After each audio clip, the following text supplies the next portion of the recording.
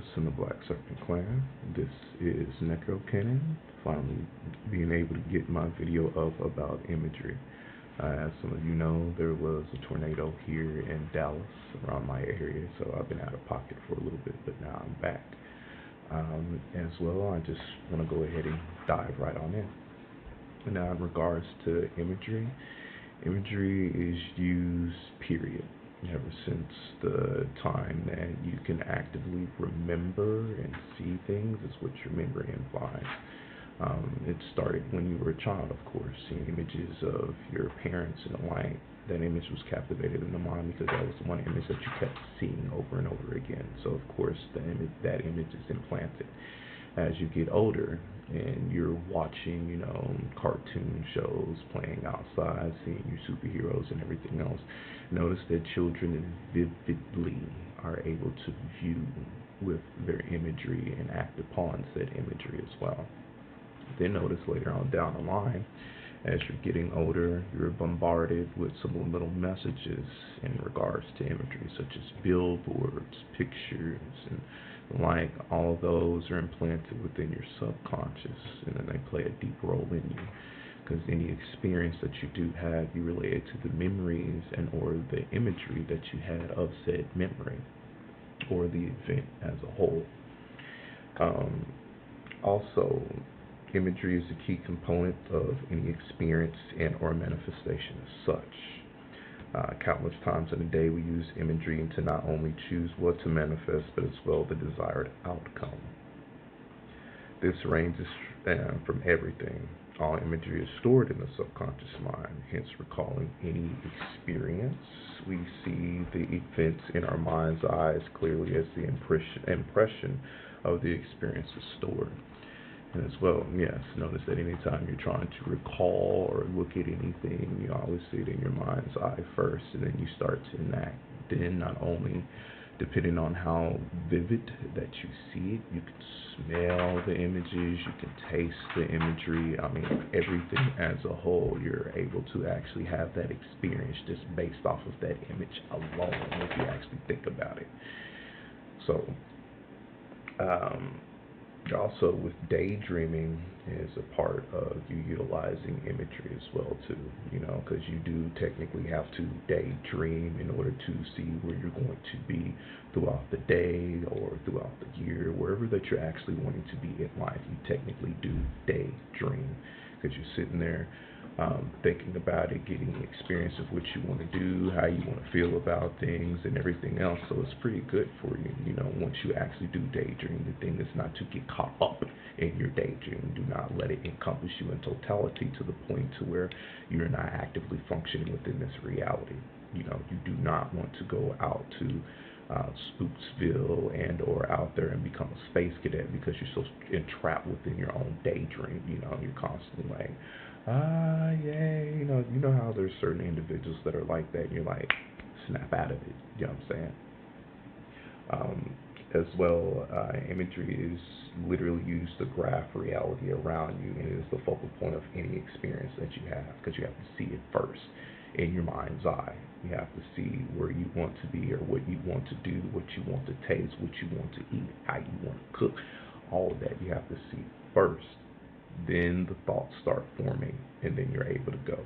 And or vice versa. You can have the thoughts about something, start seeing images in your mind, you start acting out what it is, what you want to do, and then you go. Hence, imagery, thought, manifestation of such via your actions, words, and how you facilitate yourself.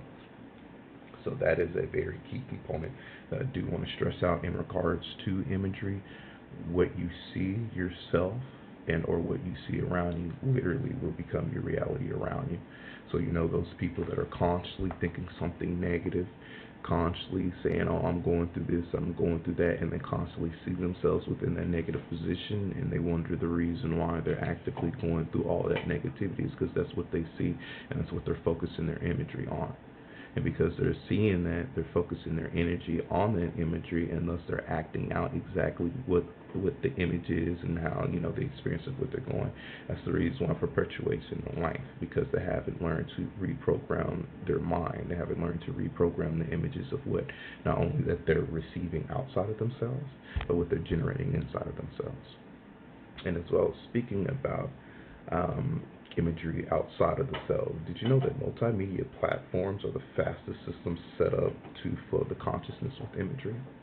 Why do you think that, like on Facebook and or some areas on Instagram and shit, even on Twitter, you constantly see chaos, unnecessary chaos, let me say it like that. You're always seeing violence. You're always seeing destruction. You're always seeing something that is negative. Yes, there are positive instances on there, but notice that the multitude of what you see is something negative in order to keep you within a certain vibration. That's why I said, whilst you think certain things are blocked in Facebook and or even on YouTube, on top of that, there's things that they don't want you to actively get out within consciousness, so that way there's the evolution of self. They want to keep you within a certain vibration, so that way you will operate what they want you to do. And when I say by they, not trying to sound like a conspiracy theorist or anything else like that. Damn sure not trying to sound like, I'm a space cadet or nothing, but let's tell the truth about the matter of things. There are not necessarily forces, but there are entities in certain areas of consciousness of which they dictate their will upon individuals, and thus it's spread to the masses in regards to it. As a prime example, Oppenheimer, Warburg, we can even look at the Rothschilds. Those individuals, their consciousness and what they put upon other people's consciousness in order to control them via their will. And then a lot of them use a lot of implications of imagery of destruction. Oh, I'm going to do this, I'm going to do that, or you're not going to do this, you're not going to do that. They use that fear in order to get inside of their mind and thus start to control them. Even in the midst to where, even though you have your money in the bank, there's certain limitations that the bank puts upon you. Even though it's my money, well, we can't do this and we can't do that. You're still at the whim of somebody else because you don't have your own bank. Case in point, still somebody else's will, and which is overriding in yours. And a lot of people just go with the flow because, of course, like the old saying goes, sheep will be led to a pasture in order to eat. And thus from that pasture they will be sheared and they will be turned into lamb chops. It's a great analogy when you actually look at it. But back to the multimedia platforms. But it is the fastest way to flood the conscious and subconscious mind with energy that embed themselves in the subconscious. Also with the instant availability to see imagery at hand, it's just as fast as altering the perception you create via the images at hand. Depending on the quality of energy you give to the images, also will determine the type of experience you will gain, which is either to gain experience from it based off the vibration you give it, or not to experience the images at all, such as like public events, restaurant stores, etc.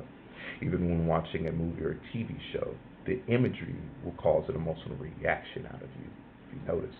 There's people that you like, in the movie or in the TV show. There's people you can't stand. Ooh, I can't stand this person. But they're actively playing that role out. But it is to get an emotional state out of you, so that way you'll be more entrapped within it. Because of course, if it's something that you like, hey, have you seen that new movie that came out? Dude, this person was that. This person was bad at that. Especially even like in children. Notice that when they see something, that's their hero. They're super this or this person or that person, and they really act that out because of all the imagery that's going on in their mind, literally.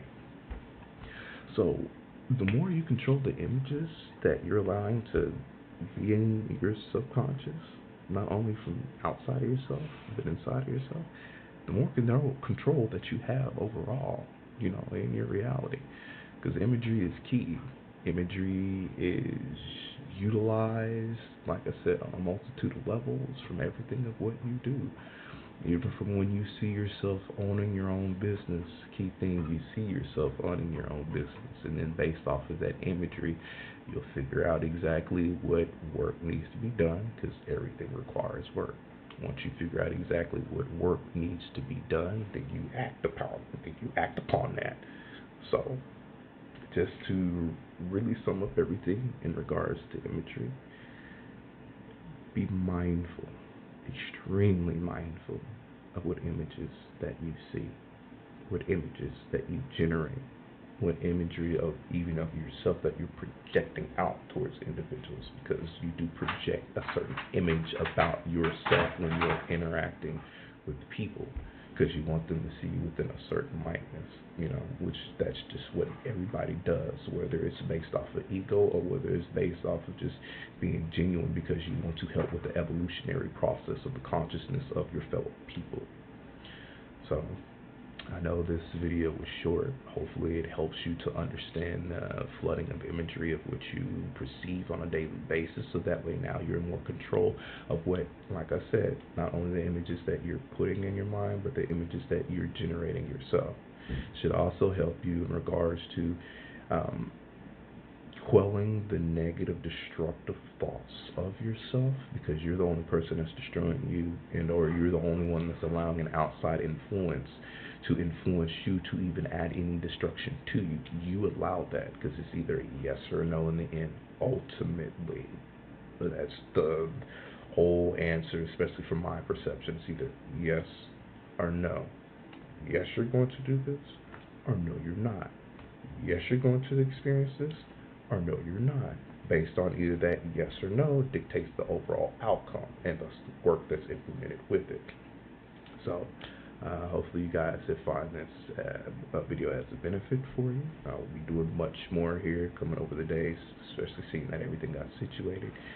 Please hit the like button, share this video out, let other individuals, be able to actually see this, so that way they can have more in-depth understanding in regards to imagery from a left-hand occult path, versus them just haphazardly going throughout life, seeing stuff and not understanding the reason why they're having thoughts that are not necessarily their own, even though it is your own thoughts. It's just, what did you see?